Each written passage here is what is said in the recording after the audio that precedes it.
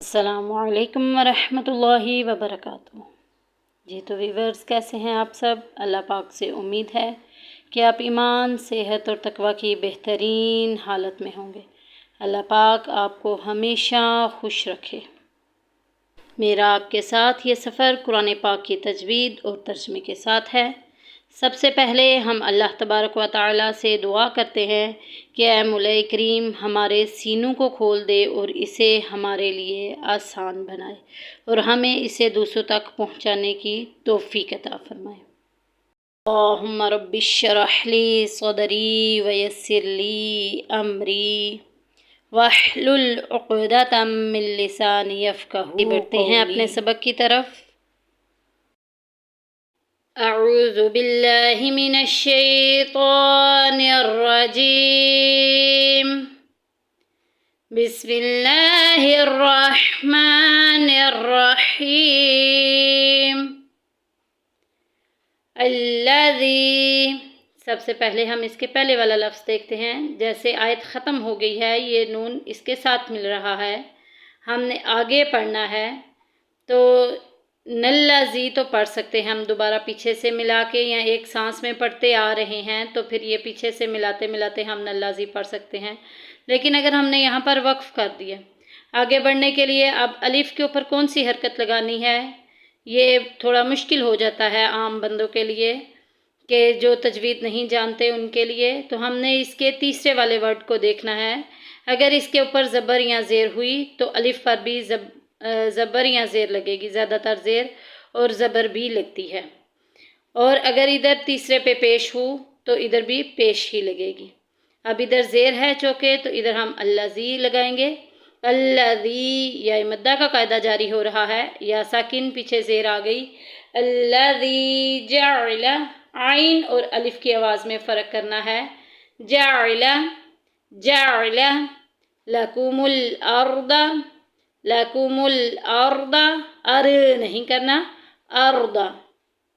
فراشا، را میں دیکھیں، را کو پر بھی ادا کریں گے، موٹا پڑھیں گے کیونکہ اس کے اوپر زبر آ گئی ہے۔ را کے اوپر زبر یا پیش آئے تو را کی ادائیگی موٹی ہوگی۔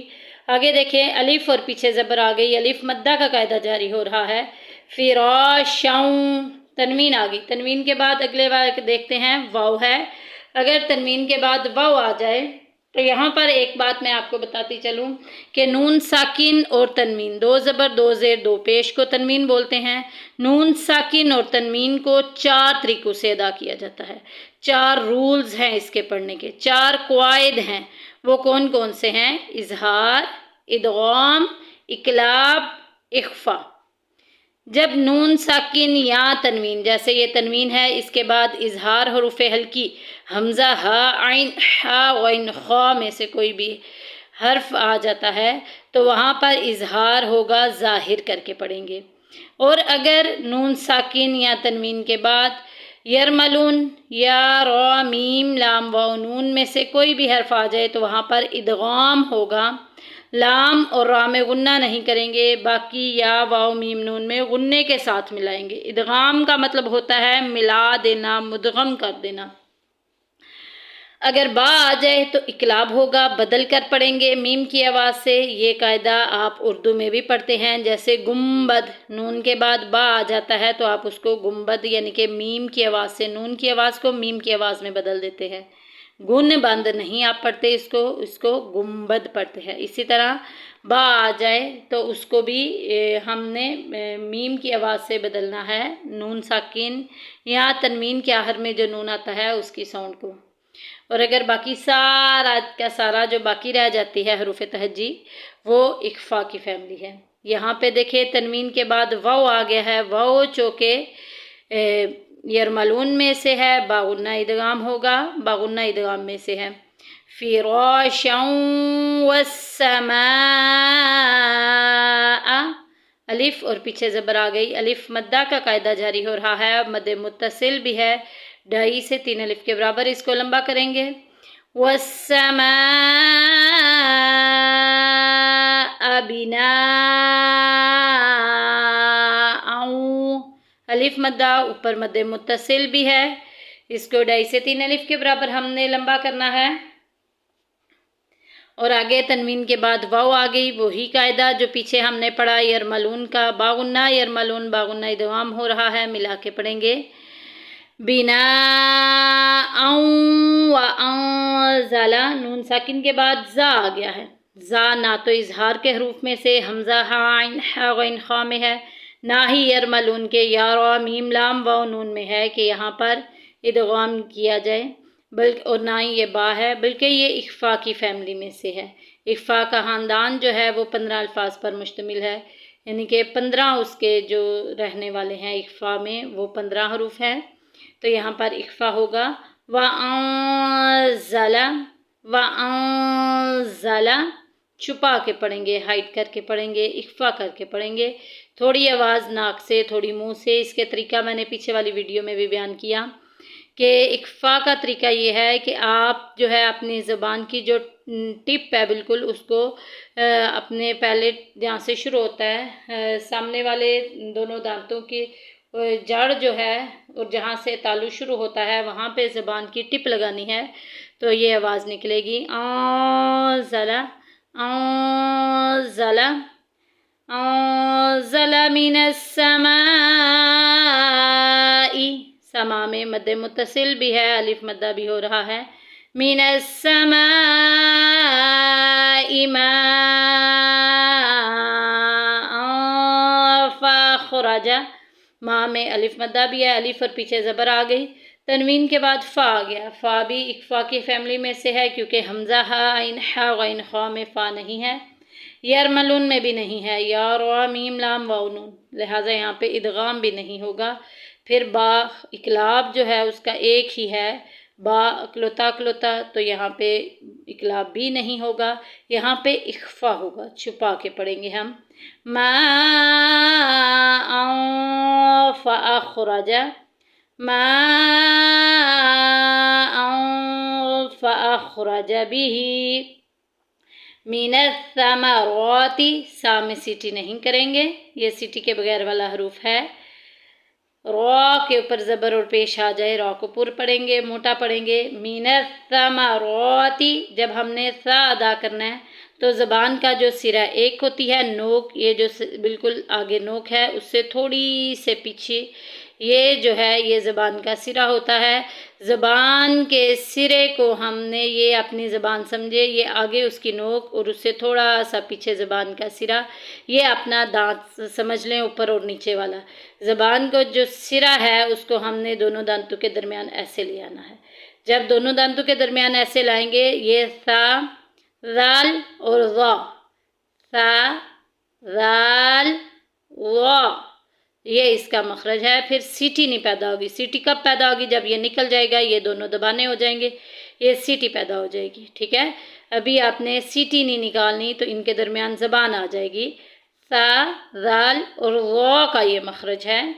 آگے رزق لکم، رزق لکم، یہاں پہ وقف آ گیا، فلا، الف پیچھے زبر، الف مدہ کا قاعدہ جاری ہو رہا ہے، تج، جیم گونج کے نکلے گی، لوٹ کے نکلے گی، تجعلو، واو ساکن پیچھے پیش، واو مدہ کا قاعدہ جاری ہو رہا ہے، فلا تجعلو للہ، لفظ اللہ کا لام باریک پڑھا جائے گا، للہ اندادا، نون ساکن کے بعد دیکھیں دال آ گیا ہے، دال کن حرف میں سے ہے، حمزہ ہا عین ہا غین خا میں نہیں ہے، یعنی کہ اظہار میں نہیں ہے، دال، پھر آگے ادغام کے حروف دیکھتے ہیں، ادغام کے 6 حروف ہیں، یرملون، یا را میم لام واو نون، ان میں بھی دال نہیں ہے، اقلاب کا ویسے ہی اکلوتا اکلوتا ایک ہی ہے با، اور لہٰذا یہ دال ہے، ان تمام حروف کے علاوہ باقی سارا خاندان اخفا کے حروف میں سے ہے، اس سے کیا پتہ چلا یہاں پہ اخفا ہو رہا ہے، داداؤں، داداؤں، تنوین کے بعد واو آ گیا، واو دیکھیں اظہار میں تو نہیں ہے، حمزہ ہا عین ہا غین ہا حروف ہلکی 6 ہیں، تو اگر ان میں سے کوئی حرف آ جائے گا تو ظاہر کر کے پڑھیں گے، پھر یہاں پہ آگے دیکھ لیتے ہیں ادغام کے حروف جو کہ یرملون کے ہیں، یا را میم لام واو نون، واو اس میں آ گیا، با غنہ ادغام میں آ گیا، لہٰذا یہاں پہ ہم نے با غنہ ادغام کرنا ہے، غنے کے ساتھ ملانا ہے، ادغام کا مطلب ملا دینا، दादाऊं व अंतुम, व अन में देखिए नून साकिन के बाद ता आ गया। ता भी जो है ये इख्फा के ख़ानदान में से है, क्योंकि इजहार और इदगाम में ता नहीं नज़र आता। तो व अंतुम, मीम साकिन के बाद ता आ गया है।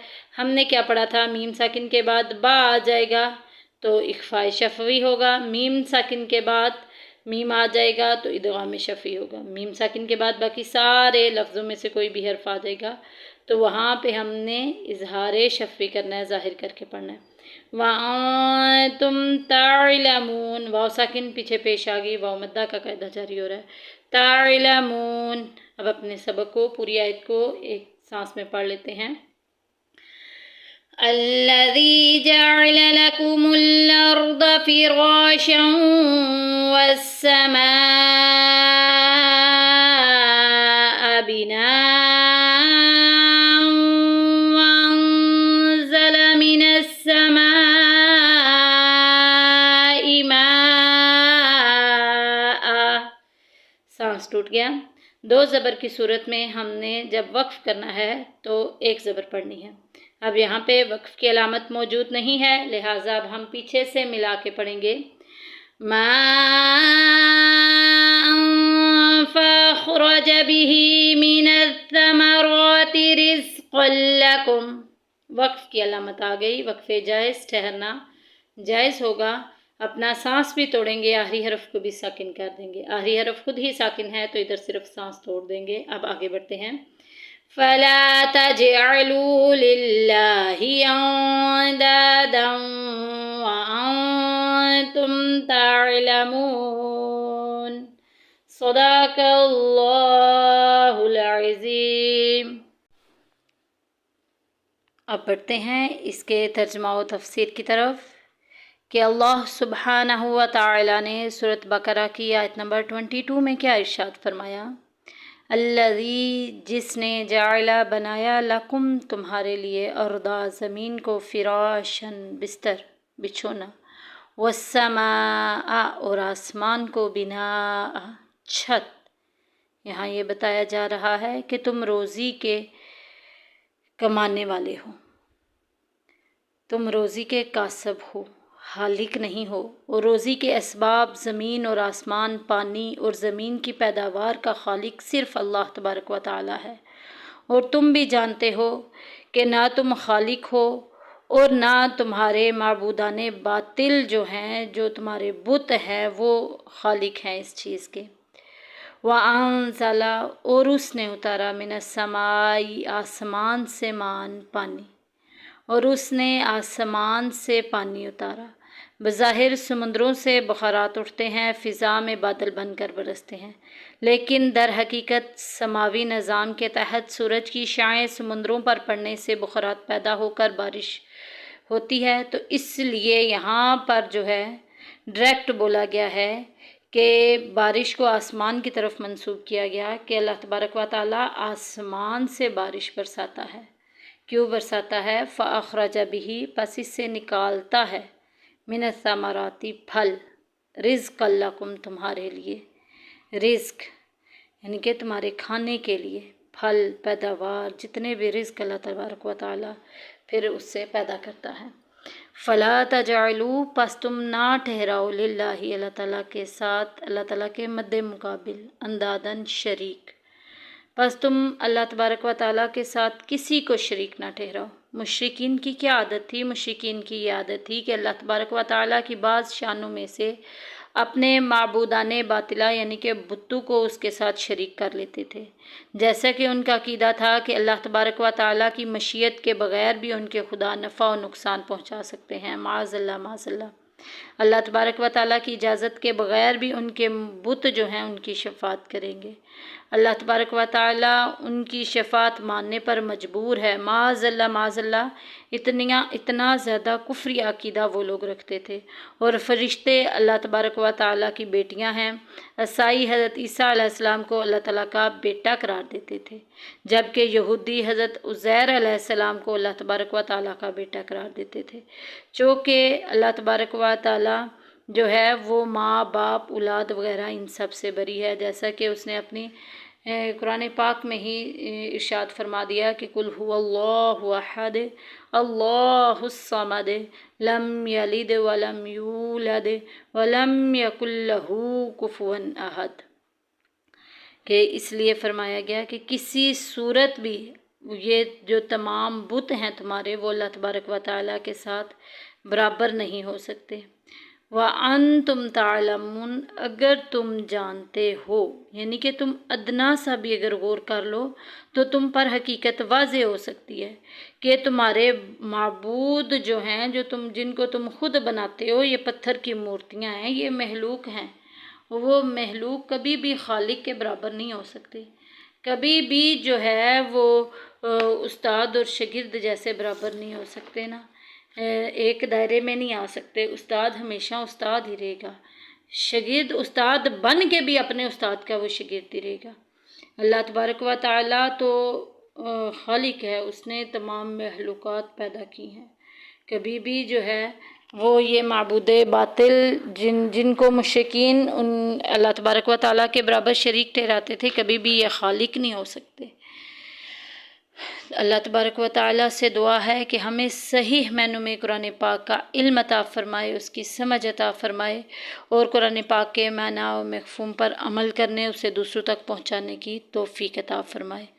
اے مولا کریم، ہمارے دلوں میں قرآن کی محبت ڈال دے، ہمارے ایمانوں کی حفاظت کرنا، مولا کریم مرتے وقت بھی ہمارے ایمانوں کی حفاظت کرنا۔ اے مولا کریم، ہمیں شعور عطا فرما دینا، ہمیں سمجھ عطا فرما دینا۔